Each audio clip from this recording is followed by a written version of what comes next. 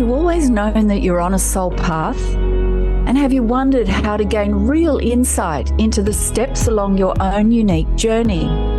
Welcome everyone, I'm Sarah Main, and thank you for joining me on Damayanti, the show for your soul. It's great to have you join me. Damayanti means deep peace and calm. Damayanti sheds a light for your soul through the gift of wisdom that shines in the beautiful and universal language of Sanskrit. Damayanti is the show that speaks to your soul, connects with your soul, and enriches your soul.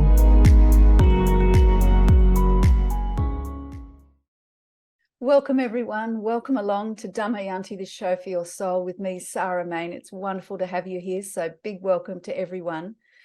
And today we're going to be talking about living from the inside out. That's right, living from the inside out. What do I mean by that? Well, as within, so without. As within, so without. And there's a very famous quote from Hermes Trismegistus, who's an Egyptian mystic. As above, so below, as within, so without. And I'm sure you've heard that. You've probably seen it on a coffee mug or on a T-shirt. As above, so below, as within, so without.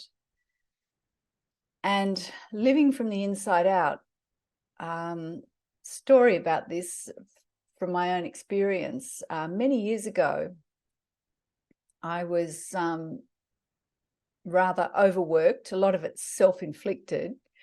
Overworked, tired, stressed, overwhelmed, and I had the advantage of meditation. I meditated. I had the advantage of wisdom. I had all of that, and yet I was overworked, tired, stressed, overwhelmed. I just thought, I just can't do this anymore. And I had the advantage of meditation and all those good things, right? So there was clearly something not working. There was something not right. And I went to a guy in the organization and I said to him, look, the scheduling's the workload's got to ease off. I've got too many responsibilities. I've got to reduce the workload. Can we change things? Look, I can work hard, but this is too much. I just can't do this anymore. And I was wanting him to say, well, yep, no, I hear what you say. I think you're quite right. I'll get things sorted and we'll adjust things, right? But instead, he said to me, you need to look first within and change perspective there. You need to start from within. And that was not the answer I wanted to hear, but it was not an answer I was surprised to hear. It was obvious when it was pointed out. He said, making changes externally is not going to make the lasting changes that I wanted. He said, you'll end up in the same situation again and again if you don't address the inner cause. You've got to look within first. So hence, as within, so without. So he said, only making, rescheduling things, changing the workload and responsibilities, if you only do that, he said, it won't result in the lasting changes that you want. And he said, after you've looked within and done that inner work of finding out what it is within you that gets so stressed and ends up in this situation where you're overworked, overwhelmed, tired, all of that sort of thing. He said, after you've done that and released and clarified and cleansed that situation, he said, external changes will happen if they're needed. And he said, and the external changes that happen will be in alignment, but it has to start from within first. And he said, and then the external changes will quite naturally flow and they'll work permanently. So like I say, that was not the answer. I was immediately in my stressed state, rather contracted, burdened state. That was not what I wanted to hear. And yet I knew he was right. I knew that was reason, that was true reason. So I, took a deep breath and thought, okay, as within, so without. And I actually thought that, okay, as within, so without. And then I realized this was actually advice about how to live from the inside out, living from the inside out. And so it made me sort of really start reflecting on this apparent outside world and how it's a reflection of what is within, because it doesn't always seem like that, So what do we mean by what is within? What do we mean by within? Because the outside world is there. It's external, and it appears to be external and independent from us, just in our normal movement in life. That's what it appears to be. It's external. And I use the word appear very deliberately. So why do we find ourselves in the same situation again and again? So what internal steps can we make that create positive change in our life? These were the sort of questions I started asking myself. And how is our emotional state reflected in what we see around us? So, faced with that, the workload was still there. What did I do? Well, I doubled down on meditation. I just really took care that meditation was not just another activity that I engaged in, albeit sitting still, apparently, having any internal doing or wanting to create any state. I genuinely sat down and took meditation as an opportunity to really release within. And that was really a game changer in terms of just taking that pressure off, because I had obviously imported, what I saw was I'd imported that same sort of doing and pressuring even into meditation. At a subtle level, it was still there. So clarifying that and clearing that out so that meditation was genuinely complete letting go. And I also had to look at how I responded to things, just natural responses, and I would say reacted to things rather than responding. I looked at how I made more work for myself than I needed to do. I set myself expectations that were too high. I had a false idea of other people's expectations, and that was a big one. I was really projecting that. So I set these high expectations for myself, and then I projected that onto others. And then what state was I mentally and emotionally in when I attended to tasks? Did I come back to just a still point, a grounded, in the moment still point when I started a task? So there were all these things like the meditation, looking at how I responded or mostly reacted to things, the expectations I put on myself and projected onto others that were false. They didn't have the same expectations that I did.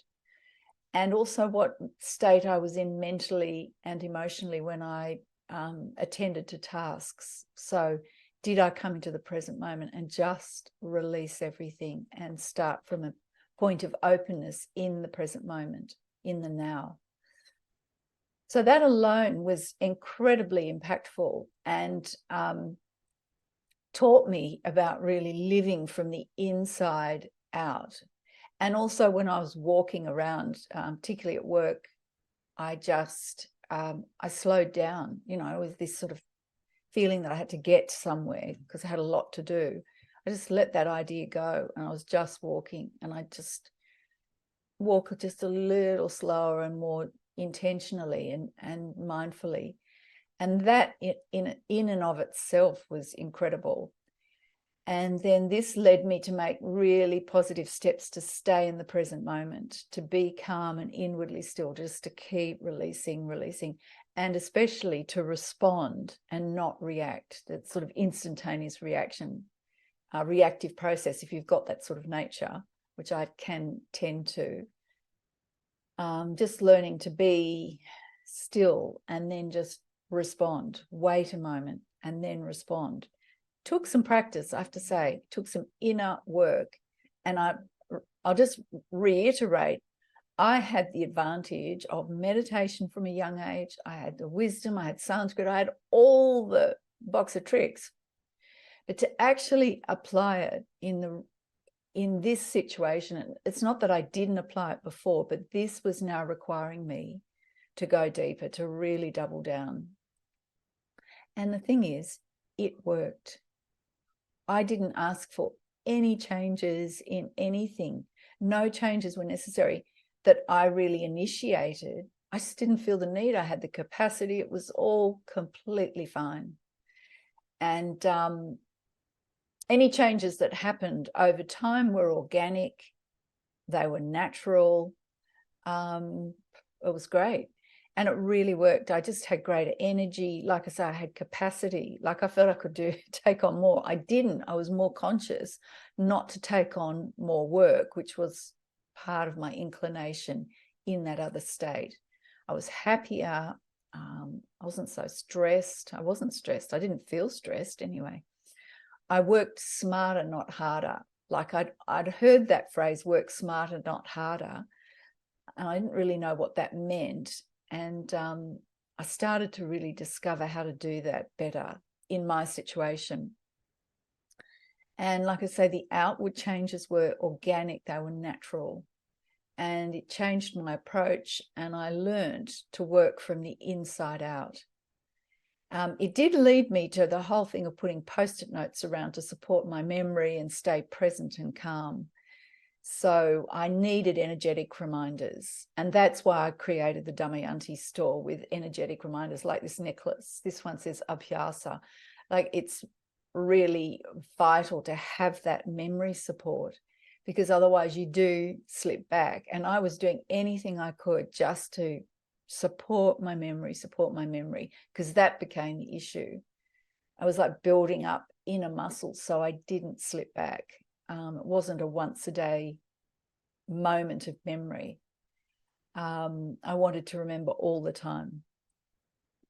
And, you know, there was tons happening. I had a busy job. I was teaching and I had a lot of responsibilities. So I needed those supports.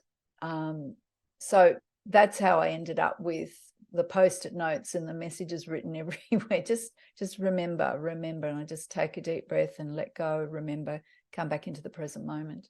So that's how I, ended up now, fast forwards a few decades, and I've got these beautiful energetic reminders, which I wish I'd had back in the day.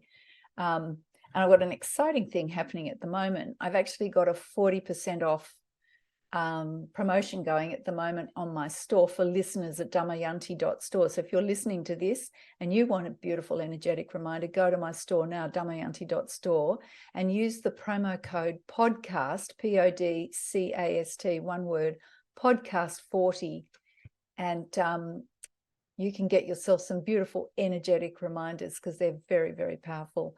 So we'll be back after the break, and I'm going to talk about rise like the lotus from the mud. So let's learn from the beautiful lotus. We'll see you soon.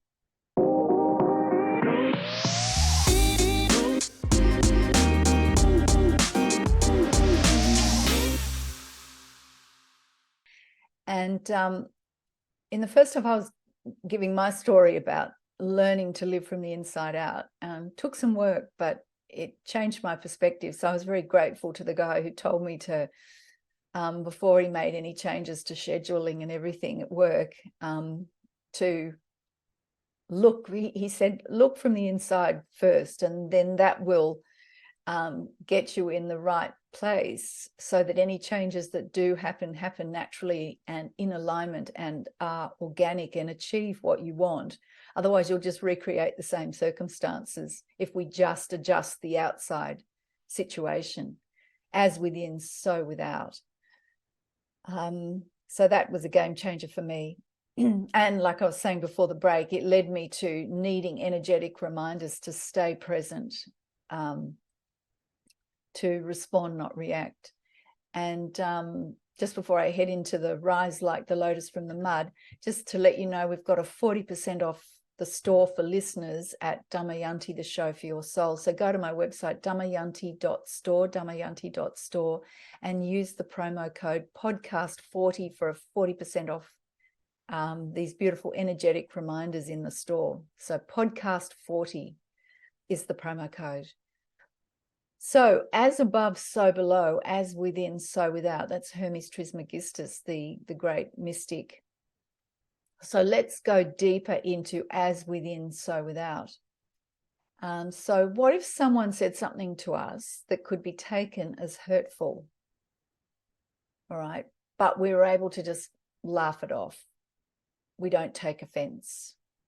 We just let it go, like water off a duck's back. Okay. What if something that could potentially be really hurtful, but just water off a duck's back? How do we get that ability to just laugh things off, let them go, not react, to respond and not react, to respond and not react? Hear that again.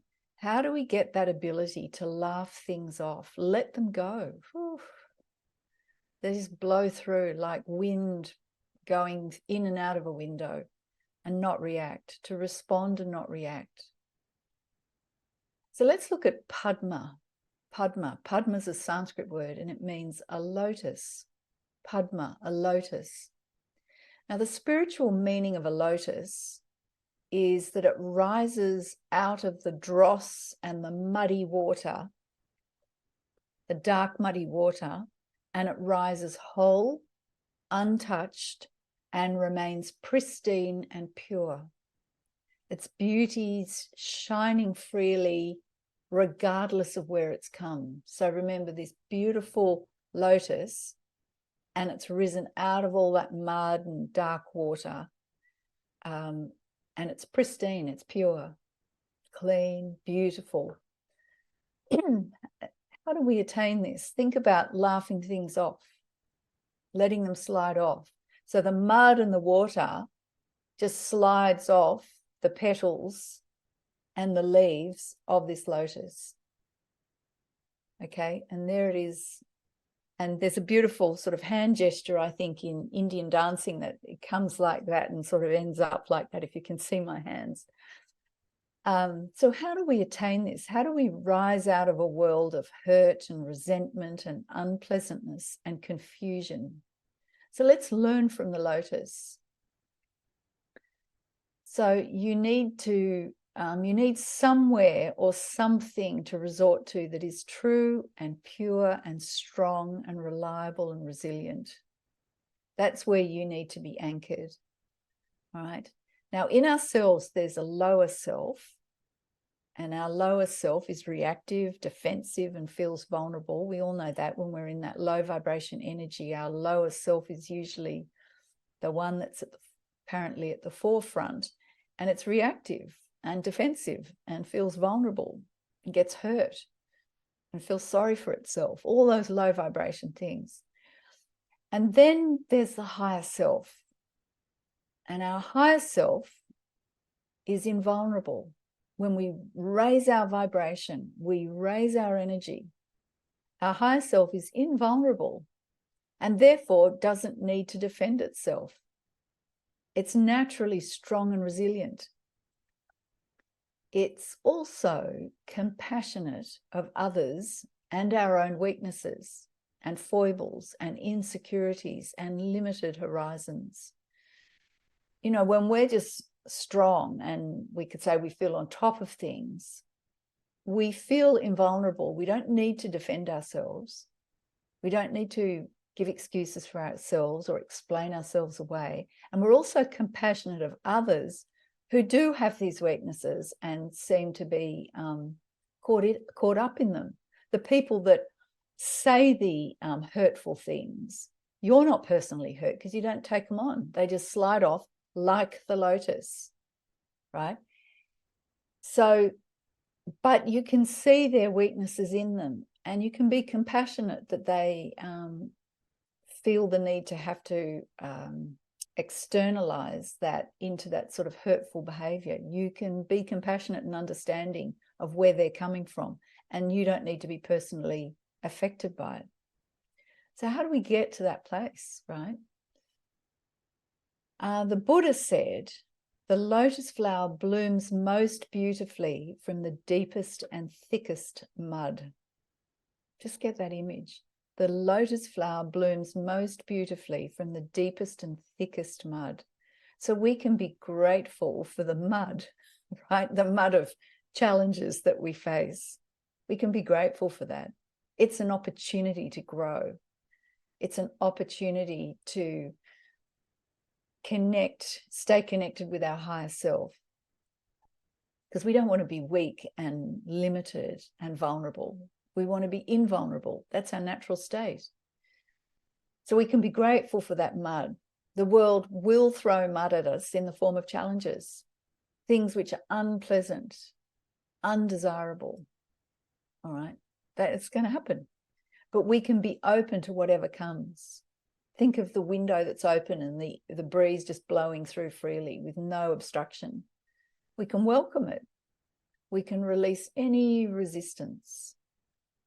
And we can let go of any stories around it. Okay? So may I live like the lotus at ease in the muddy water. May I live like the lotus at ease in the muddy water. So how do we do this? Well, take a deep breath. Right now, take a deep breath and fall deeply still, regardless of what's happening. Fall deeply still. You can be in the noisiest environment. Take a deep breath and fall deeply still. Be at rest and just let go right here and right now. Be still. Be at rest. Because that rest is the pristine lotus. Being completely invulnerable, untouched by the dross and the mud of challenges. But the challenges allow us the opportunity to really connect. They give us the opportunity to do that inner work. Take a deep breath, fall deeply still, be at rest, and let go. And you can do this in the noisiest, most chaotic situations. In fact, sometimes it's easier to do that. Just let it all go. So if we practice this, just to wrap up, if we practice this living from the inside out, right, especially when there are no apparent challenges, that's the time to practice. There's no apparent challenges or things to take offense to, or when faced with these events, we already have the access to that deep stillness and peace within. So remember, practice now, because you don't just decide one day you're going to run a marathon. You actually have to train, and you train when it's easy. You train when you can stop. You can train in the unchallenging times so that you're ready. And then we're ready to face whatever happens. And we have access, we have ready access to that deep stillness and peace within, to that strength, resilience, and ability to be present. These are natural to us, and we've got access to them. And this gives us access to love and understanding, compassion, and freedom. And we can rise like the lotus from the mud and genuinely live from the inside out. So try it. Good luck. Honestly, it works. I'm living proof of it. I turned everything around, and I had the advantage of all the knowledge and meditation, but I still needed to come to this myself. So everybody does, okay? And let me remind you about our exciting promo, 40% off for listeners, and use the promo code podcast40, PODCAST, podcast40, and go to my website, damayanti.store, and you'll find reminders, beautiful energetic reminders to keep you present, support your memory. I've got the horizontal necklace on. It says Abhyasa, and Abhyasa means resilience. There are 8 beautiful mantra collections there. And I'm on social media if you want to follow me and get in touch and find out more. I'm on social media. I'm on Facebook at Damayanti. I'm on Instagram. And of course, I've got my channel on YouTube.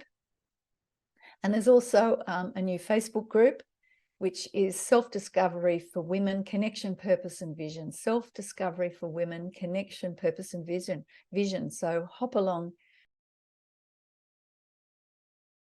Have you there. And go to my website, damayanti.store, and you'll find more about Damayanti. There's the store there with our 40% off promo at the moment for listeners of this show. Podcast 40 is the promo code. There's my book, and there's a blog and a complete show archive as well. So if you want to find out more and listen to more of my shows, the archive is there. So damayanti.store, that's damayanti.store. And as always, I'd like to finish with some beautiful Sanskrit. This is an exquisite prayer, very ancient prayer. And these are fine, beautiful sounds that uplift our ideas and our intentions, and with fine vibrations. And the prayer means: in heaven peace, peace in the space between, on earth peace, on the waters peace, in plants peace, in trees peace, peace in all powers, in spirit peace, peace in everything, peace alone peace, peace, peace, peace. So this is the peace prayer now in Sanskrit. Om Dyau Shanti, Antarikshan Shanti, Prithvi Shanti, Apa Shanti, Oshadhaya Shanti, Vanaspataya Shanti, Vishwe Deva Shanti, Brahma Shanti, Sarvam Shanti, Shanti Reva Shanti, Om Shanti, Shanti, Shanti. Thank you for spending time with me on Damayanti, the show for your soul. To find out more about Damayanti, or to get my book, Conscious Confidence, Use the Wisdom of Sanskrit to Find Clarity and Success, or to purchase my range of beautiful spiritual jewelry, go to my website, damayanti.store. That's damayanti.store. See you next time.